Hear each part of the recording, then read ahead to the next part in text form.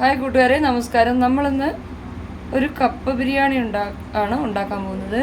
Christian കല്യാണ വീടുകളിലൊക്കെ തലേദിവസം വൈകുന്നേരം ഉണ്ടാക്കുന്ന നല്ല ടേസ്റ്റുള്ള കപ്പ ബിരിയാണിയാണിത്.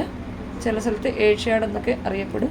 അതിനായിട്ട് 1/2 കിലോ ഇറച്ചിയും കുറച്ച് എല്ലും കൂടി കഴുകി മഞ്ഞളും മുളകും ഉപ്പും തേച്ച് മാരിനേറ്റ് ചെയ്ത് വെച്ചാണ്. ഇനി നമുക്കിത് ഈ കുക്കറിലോട്ട് ഇട്ടിട്ട് ഒരു 4 വിസിൽ കൊടുത്ത് വേവിക്കാം.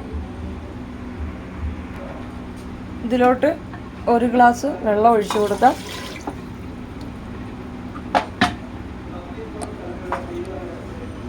നമുക്ക് ഈ കപ്പ ബിരിയാണിക്ക് ഒരു തേങ്ങയുടെ അരപ്പ് തയ്യാറാക്കി എടുക്കണം. അതിനായിട്ട് അരമുറി തേങ്ങ, കുറച്ച് കുരുമുളക്, വെളുത്തുള്ളി, ഇഞ്ചി, കൊച്ചുള്ളി, ഗ്രാമ്പൂ, പട്ട, ഏലക്ക, പെരിഞ്ജീരകം ഇവയെല്ലാം ഒന്ന് ഫ്രൈ ചെയ്തെടുക്കാം.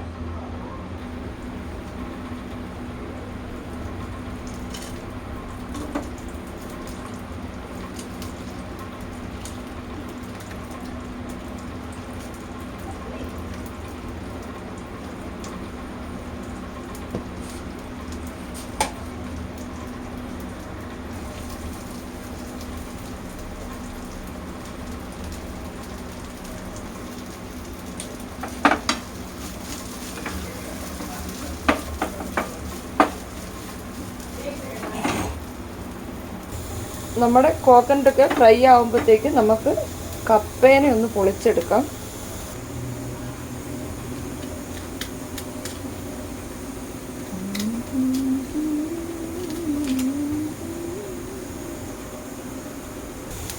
നമുക്കിതിലോട്ട് മല്ലിപ്പൊടി, മുളക് പൊടി, മഞ്ഞൾപ്പൊടി ഇവ ഇട്ട് കൊടുക്കാം. 2 ടീസ്പൂൺ മല്ലിപ്പൊടി, 1 ടീസ്പൂൺ മുളക് പൊടി, മല്ലിപ്പൊടി,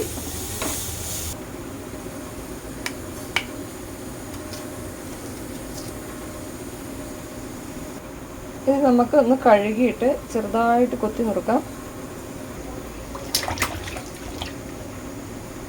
നമ്മുടെ കപ്പ കയ്യിലെടുത്തിട്ട് ഇതുപോലെ കൊത്തി നുറുക്കിയിടണം.